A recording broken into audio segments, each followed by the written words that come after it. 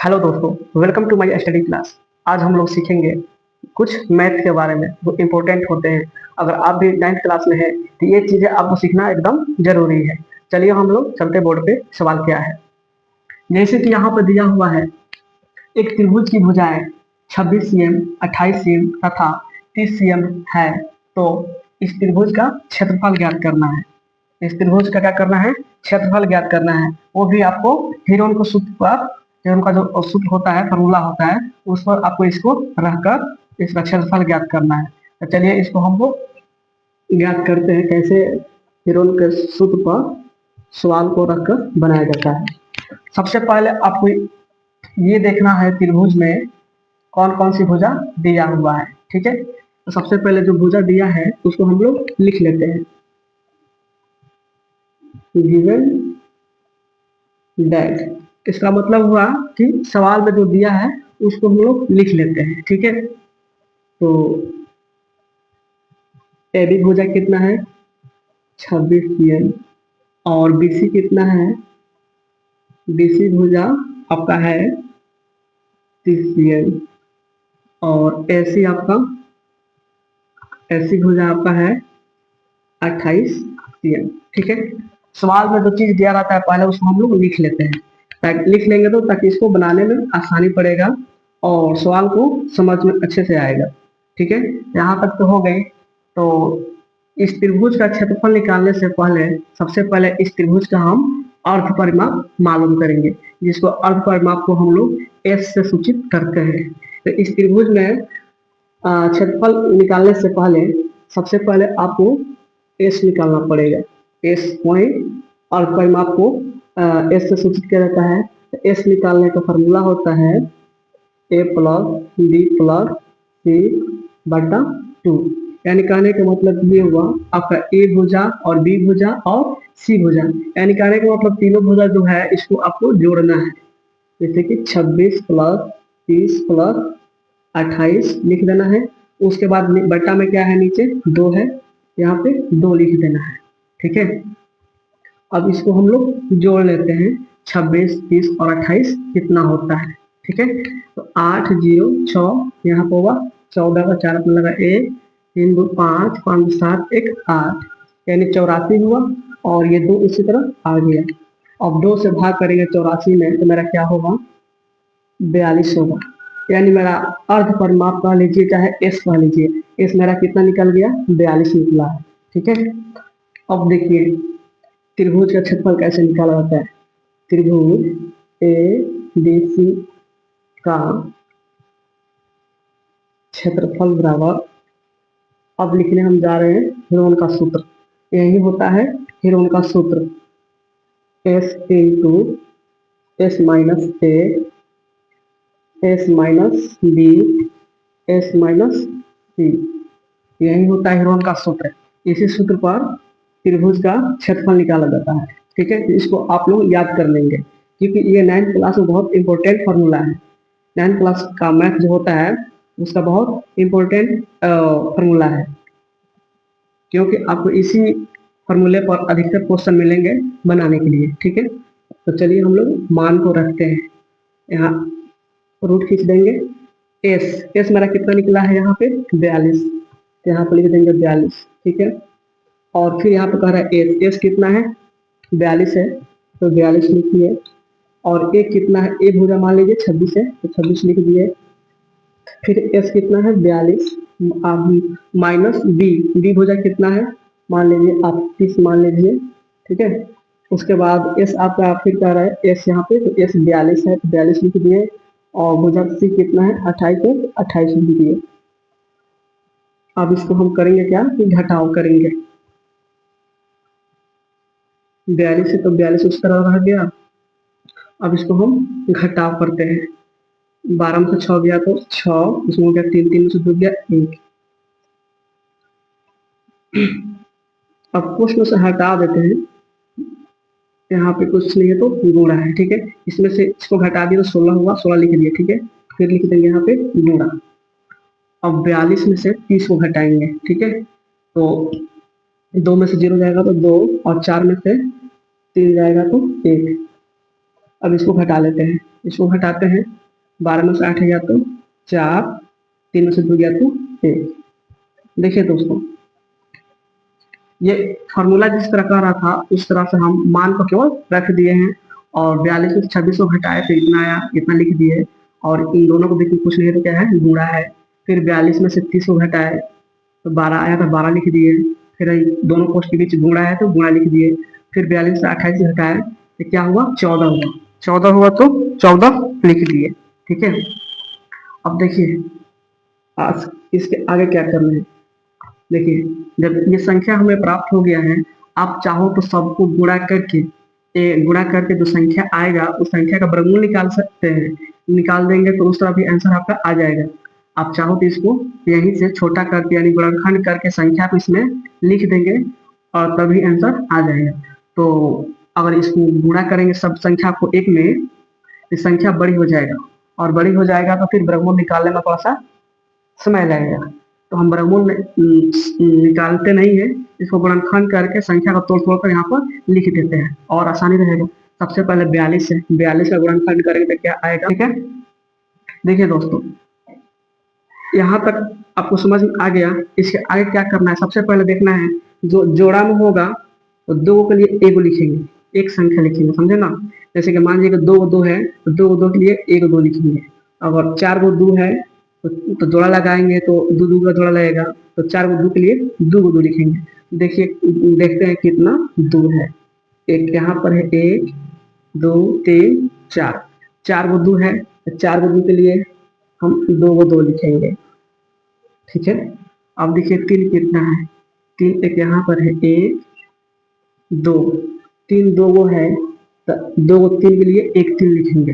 ठीक है, यहाँ पर देखिए 2 4 है, 2 4 के लिए 1 4 लिखेंगे।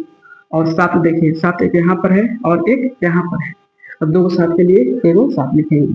ठीक है, अब सबको क्या करेंगे जी, गुणा कर देंगे। 2 दूनी 4 और 4 पे आई 12 और 12 चौका 48, 48 में 7 से गुणा कर लेते हैं, 336 cm स्क्वायर। ये जो रफ की है इसको मिटा देते हैं, रफ को मिटा देते हैं। देखिए दोस्तों, इसी प्रकार से किसी त्रिभुज का हिरोन का सूत्र पर संख्या का रख कर क्षेत्रफल निकाला जाता है। देखिए फिर से समझिए पहले क्या किया गया है। सबसे पहले आपको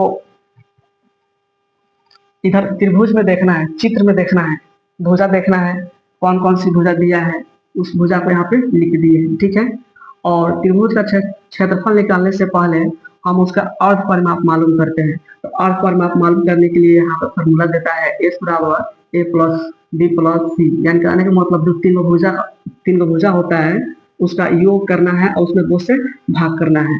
तो तीनों भुजा का योग किए थे कितना है 84, और 2 उसी तरह आ गया बटा में, और 2 से भाग किए थे कितना हुआ 42। मेरा S कितना मालूम हो गया 42। ठीक है, और उसके बाद हिरोन का जो सूत्र होता है, फॉर्मूला होता है, ये है S into S minus A into S minus B into S minus C. Formula पर संख्या को रख दिए और रखने के बाद हमें संख्या ये प्राप्त हुआ था 42 16 12 14। इसमें हम किए क्या कि 42 का गुणनखंड करके जो संख्या होता है उसको लिख दिए, 4 का गुणनखंड 16 का गुणनखंड किए तो जो संख्या आया वो लिख दिए, 12 का गुणनखंड किया जो आया वो लिख दिए, 14 का गुणनखंड आया जो आया वो लिख दिए, और 2 संख्या के लिए एक संख्या लिखे, और 3 के लिए एक 3 लिखे। इसी प्रकार से करके और गुणा किए तो 336 आया। तो यही मेरा इस त्रिभुज का क्षेत्रफल हुआ। इसी प्रकार से हम लोग त्रिभुज का क्षेत्रफल निकालते हैं। चलिए एक हम दूसरा सवाल को लेकर देख लेते हैं और जरा समझ में आएगा। चलिए दोस्तों, अब हम लोग दूसरा सवाल एक देख लेते हैं। ठीक है, जैसे कि वीडियो को स्किप करके सवाल को लिख लिया गया है। इसमें भी आपको सवाल सेम वही है, बस अंक बदला हुआ है। जैसे कि एक त्रिभुज के भुजाएं इतना सीएम है, तो इस त्रिभुज का क्षेत्रफल ज्ञात करना है। तो सबसे पहले चीज को देखकर जो भुजा दिया है उसको लिख दिए। ठीक है, और लिखने के बाद सबसे पहले हम मालूम क्या करेंगे S। तो S बराबर मेरा क्या होता है A plus B plus C बटा 2। तो मेरा भुजा A कितना है 9 है, और B कितना है 35 है, और C कितना है 28 है। बटा में 2 हो गया। ठीक है, अब सभी भुजा को हम जोड़ देते हैं। चलिए दोस्तों, 9, 35 और 28 को जोड़ेंगे तो कितना हुआ 72, और बटा में क्या है 2 है, तो 2 लिख दिए। अब 2 से इसमें हम भाग करेंगे तो क्या होगा, 2 तिहाई 6 और 2 छक 12, यानी कितना हो गया 36 हुआ। मेरा एस कितना हुआ 36। अब हम यहाँ पर लिखेंगे त्रिभुज ए बी सी का क्षेत्रफल बराबर, फॉर्मूला जो होता है, फॉर्मूला यहाँ पर लिख देंगे, S into S minus A, S minus B, S minus C. ठीक है, फार्मूला तो लिखा गया। अब हम यहाँ पर करेंगे क्या, फार्मूला का मान रख देंगे। ठीक है, एस मेरा कितना निकला है 36, और एस कितना है 36, 36 माइनस 9, उसके बाद 36 माइनस 35, 36 माइनस 28। अब इसको घटा कर लिख देते हैं, 36 हुआ तो 36 उसी तरह आ गया, 9 घटाएंगे तो कितना होगा 27 होगा, और 36 में से 35 घटेगा तो 1 होगा, और 36 में से 28 को घटाएंगे तो कितना होगा 8 होगा। ठीक है, अब चलिए इसको हम क्या करते हैं, 36 को हम तोड़ लेते हैं, गुणनखंड करके छोटा कर लेंगे, और 27 का भी हम लोग गुणनखंड करके छोटा कर लेंगे, और 8 का भी। हम सबका अगर तोड़ेंगे तो हमें प्राप्त होगा 2 गुणे 2 गुणे 1 2 3 4 5,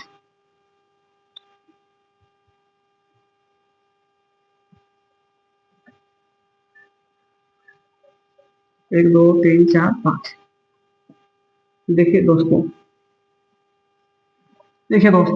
36 का आप कहीं बगल रफ पेज में जब गुणनखंड करेंगे, और 27 का और 8 का अलग अलग गुणनखंड करेंगे तो आपको यही संख्या मिलेगा। आपको मतलब इस तरह सीरियल से नहीं मिलेगा, 2 2 2 3 3 3 ऐसे नहीं मिलेगा। ये आपको मिल मतलब 2 और 3 एक में मिलता जुलता मिलेगा। ठीक है, इसको हम एक साइड 2 वाला कर लिए हैं, और एक साइड 3 वाला संख्या को कर लिए हैं। अब देखिए 2 को 2 के लिए 1 2, फिर 2 को 2 के लिए 1 2, 2 को 3 के लिए 1 3, फिर 2 को 3 के लिए 1 3, और बच क्या गया 1 2 यहाँ बच गया है, और एक यहाँ 3 बच गया है। तो जिसका जोड़ा नहीं लगा उसको रूट के अंदर लिख देते हैं। 1 2 बच्चा है, 1 3 बच्चा, तो कितना हुआ 6। इनको गुणा कर लेते हैं, 2 2 4, 4 3 12, बढ़ते कितना होता है 36, यानी कहने का मतलब 36 रूट 6 सीएम स्क्वायर। आपका इस सवाल का त्रिभुज का क्षेत्रफल आपको कितना मिला। देखिए दोस्तों, पहले क्या किया गया, सबसे पहले कि यहाँ पे भुजा जो दिया गया उसको लिख दिया गया है, उसके बाद एस निकाला गया है, एस आपका 36 आया है, उसके बाद फॉर्मूला लिख दिए हैं, और फॉर्मूला पर ये सभी अंक को बैठा दिए हैं, और बैठाने के बाद घटाए तो ये 36 उसी तरह आ गया, और 36 में से 9 गया तो 27 हुआ, यहाँ 36 में से 35 गया तो 1 हुआ, और यहाँ घटाए तो 8 हुआ, और सभी संख्याओं कहीं अलग मतलब रफ पर गुणनखंड किए, 36 का अलग किए, 27 का अलग किए, और 8 का अलग किए। तो 2 3 जो संख्या था सब मिलता जुलता आ रहा था, एक में आ रहा था, लेकिन इसको हम सीरियल से कर दिए, एक साइड 2 वाला कर दिए, एक साइड 3 वाला कर दिए। तो देख पा रहे हैं कि 2 2 का जोड़ा, जिसका जोड़ा लग गया उसको यहाँ पर लिख दिए हैं, और जिसका जोड़ा नहीं लगा उसको रूट में डाल दिए।